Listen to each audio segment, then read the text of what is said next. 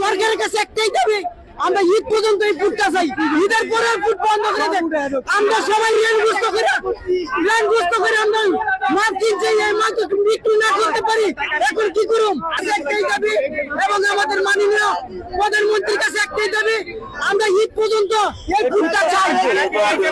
আমরা আমাদের মাননীয়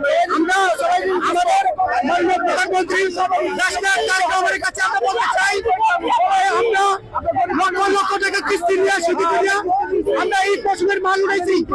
এখন আমাদের কাছে বাবু ঘোষচন্দ্র রায়, অ্যাডভোকেট মিপুন রায়ের কাছে, হাজিরাদের কমিটির দলের কাছে আমাদের একটাই দাবি, গাড়ি ঘোড়া চললে ফুট চলবো এবং এখানে ট্রাফিকের ব্যবস্থা আমরা করবো আমাদের লোক দিয়া, এবং আমাদের লক্ষ লক্ষ টাকার মেলাবল যে আজকে পুলিশ বানিয়ে দিচ্ছে, এটার প্রতিবাদও দিতে গেলেই এবং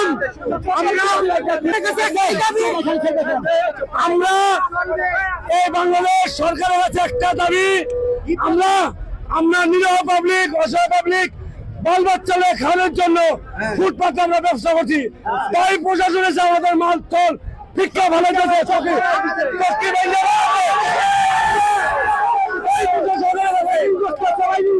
এই সরকার আমরা ফুটপাতের দাবি চাই, আমরা কিস্তি নিয়ে খারাপ করে আমরা বড় কথা করছি। আমরা